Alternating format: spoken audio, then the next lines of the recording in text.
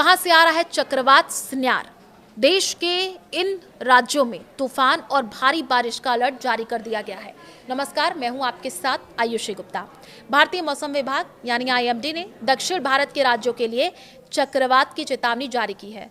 Malacca strait में गहरा कम दबाव 26 नवंबर तक चक्रवाती तूफान में बदल सकता है। इसके कारण अंडमान, तमिलनाडु, पुडुचेरी, आंध्र प्रदेश और केरल में भारी बारिश, तेज हवाएं चलेंगी। आईएमडी ने लोगों से सतर्क रहने का आग्रह किया है।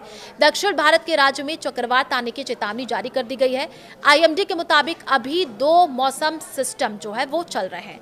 एक मलक्का स्ट्रेट पर गहरा कम दबाव है, दूसरा बंगाल की खाड़ी के दक्षिण पश्चिम और दक्षिण श्रीलंका के पास कम दबाव का इलाका है। इनमें से एक 26 नवंबर तक चक्रवाती तूफान बन सकता है, यानी बारिश और तेज हवाएं आ सकती हैं।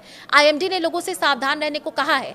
आईएमडी ने बुधवार सुबह एक्स पर एक पोस्ट में कहा है कि मलक्का स्ट्रेट पर एक डीप डिप्रेशन के 26 नवंबर को साइक्लोनिक तूफान में बदलने की उम्मीद है। मलक्का स्ट्रेट उत्तर पूर्वी हिंद महासागर के अंडमान सागर और पश्चिमी प्रशांत महासागर के साउथ चाइना सागर को जोड़ता है। यहाँ किसी भी गतिविधि का असर भारत के कई राज्यों पर पड़ेगा। दोनों मौसम सिस्टम की वजह से अंडमान और निकोबार द्वीप समूह, तमिलनाडु के कुछ हिस्से, पुडुचेरी, आंध्र प्रदेश, केरल में बारिश की चेतावनी जारी की गई है। तो साइक्लोन सेन्यार का खतरा बढ़ा है।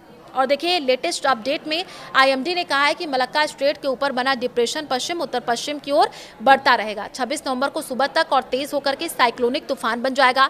बुधवार को पूरे दिन 60 से 100 किलोमीटर प्रति घंटा की रफ्तार से तेज हवाएं चलने की उम्मीद है, क्योंकि ये साइक्लोनिक तूफान में बदल जाएगा। आईएमडी ने 26 नवंबर को अपने नेशनल बुलेटिन में ये भी कहा था कि 26 नवंबर और 27 नवंबर को निकोबार आइलैंड्स में ज्यादातर जगहों पर हल्की से मध्यम बारिश और कुछ जगहों पर भारी से बहुत ज्यादा बारिश होने की उम्मीद है।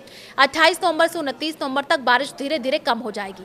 तमिलनाडु में तेज बारिश का अलर्ट है और इस बीच बंगाल की खाड़ी के दक्षिण पश्चिम और श्रीलंका के दक्षिण के सटे इलाकों में एक लो प्रेशर एरिया भी बन रहा है, जो और तेज होकर के डिप्रेशन में बदल सकता है। आईएमडी के मुताबिक इस वेदर सिस्टम से तमिलनाडु, आंध्र प्रदेश, केरल के कुछ हिस्सों में बारिश होने की उम्मीद है। सोमवार को तमिलनाडु के कई जिलों में भारी बारिश हुई है। तटीय जो है तुतिकोरिन जिले के कई रिहायशी इलाके पानी में डूब गए हैं। तमिलनाडु के कुछ हिस्सों में आम जिंदगी अस्त व्यस्त होने की वजह से मंगलवार को सुरक्षा पक्की करने के लिए स्कूल और कॉलेज बंद कर दिए गए हैं।